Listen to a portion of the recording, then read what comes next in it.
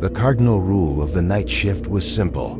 You see something, you keep driving. My job was to clean office buildings in 3 different towns along Interstate 84, a circuit that left me on empty roads between midnight and at 4 a.m. I'd seen my share of weirdness.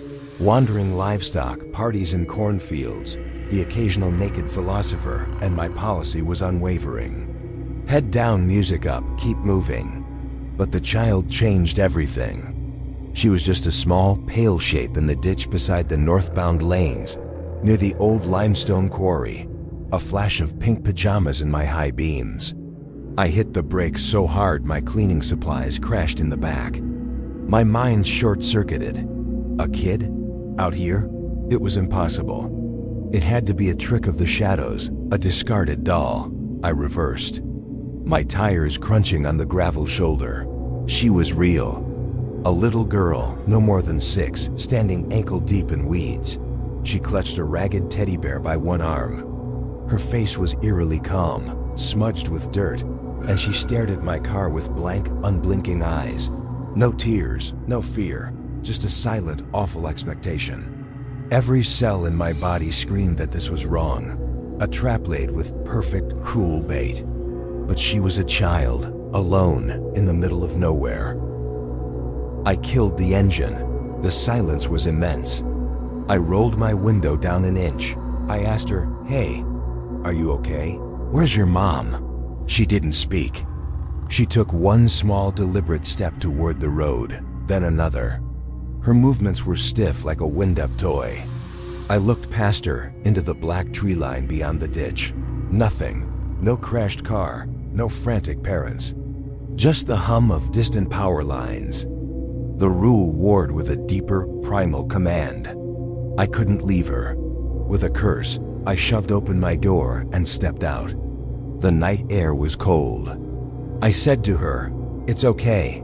I'll help you. I'll call the police." As I got within 10 feet, her head tilted. It wasn't a natural motion. It was a slow, mechanical crank to the side, as if listening to a faint signal. And then, from the tree line, I saw the red glow, a single cigarette coal, bobbing gently. Then a second, a few yards to the left. A third. They weren't lights. They were the ends of cigarettes, held by people standing perfectly still in the darkness, waiting. The girl was the lure, and I had taken it. I didn't think. I spun and sprinted for my car. I heard the soft thud of feet hitting dry grass behind me, moving fast. I wrenched the door open, flung myself inside, and fired the ignition. As I slammed into drive, a figure emerged from the passenger side shadows and slapped a large, splayed hand against my window. I didn't see a face, just a dark shape and that spreading palm print. I stomped on the accelerator, the car lurching forward, tearing free from the grip of the night. I didn't look back. I drove straight to the next town's police station, my story tumbling out in broken fragments to a skeptical deputy. They took a statement, promised to check the area. I knew they'd find nothing. No girl, no men, no evidence. Just a stretch of empty ditch. I quit my job the next day. The official reason was family issues. The real reason is that I broke the only rule that matters out there. I know what those people in the trees were for. I know what was supposed to happen after the girl got me to stop. The part I can't reconcile, the part that haunts the edges of every dark road now, is the girl's face. There was no malice in it, no emotion at all, just a terrible, hollow purpose.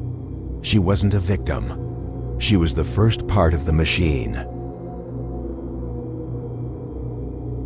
My headlights were the only things cutting the blackness for the last 40 minutes. I was on the final haul of a delivery run from Bakersfield to Tonopah, a route so bleak my GPS would sometimes just sigh and give up. The cargo was nothing special, plastic pallets of auto parts for a dealership that somehow survived in the dust, but the overtime was. My coffee had gone cold and acidic in its cup, and the podcast host's voice had degraded into a static lullaby. I was in that numb, Mile-eating trance where your body drives and your mind floats elsewhere. That's why I almost missed the truck. It was parked on the wide gravel shoulder, an old Peterbilt with a sleeper cab. No hazards, no interior light. It was just a darker mass against the dark. What caught me was the driver's side door, standing wide open like a black gaping mouth. I slowed, habit and a low-grade concern pulling my foot off the pedal. You don't leave a door open like that. Not out here. Not with the temperature dropping and the coyotes singing in the hills. As I passed, my beam swept across the cab's interior. Empty. The seat was a torn leather cavern. Then light glanced off the rearview mirror on the passenger side. For a fraction of a second, I saw a face. Pale, indistinct, but turned directly toward my passing car. It was the absolute stillness of it that iced my blood. Not a glance, but a fixed, waiting orientation. I accelerated, my heart thudding against my ribs. In my own mirror, the open door vanished into the night. 10 miles later, the feeling still hadn't left me. The desert was absolute. Then, a pinprick of light appeared in my rear view. It grew, resolving into 2 headlights, high, wide set.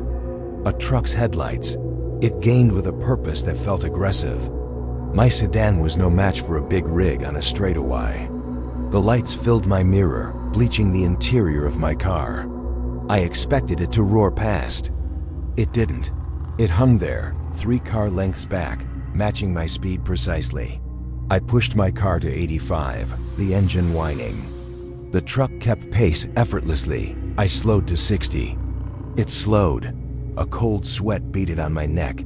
This wasn't tailgating. This was shepherding. I tried to rationalize it. A cautious driver, a coincidence. But the memory of that open door and the still face in the mirror choked the thoughts. We drove locked in that terrible tandem for 20 miles. No other cars appeared.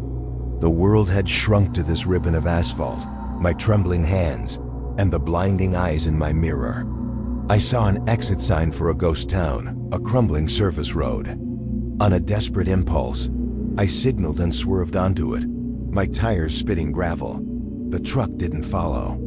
It shot past on the highway, its red taillights shrinking into dots. I nearly sobbed with relief. I turned around in a dilapidated lot, my headlights sweeping over rusted barrels, aiming to get back to the highway and put as much distance as I could between me and that rig. As I bounced back onto the shoulder to merge, my lights hit the same wide stretch of gravel from before. There it was, the Peterbilt, parked in the exact same spot. And the driver's door was still wide open. This time I didn't slow down. I slammed the gas, the rear wheels fishtailing before grabbing asphalt. I drove the remaining 2 hours to Tonopah at a speed that bordered on suicidal, my eyes welded to the mirrors. I delivered the parts to a confused night watchman, my paperwork damp with sweat. I didn't report it. What would I say? A truck drove behind me? But I know what I saw in that mirror. And I know, with a certainty that ruins my sleep, that the open door wasn't an invitation to help. It was a warning I was too slow to understand. Now, every set of headlights in my mirror feels like a question I'm too afraid to answer.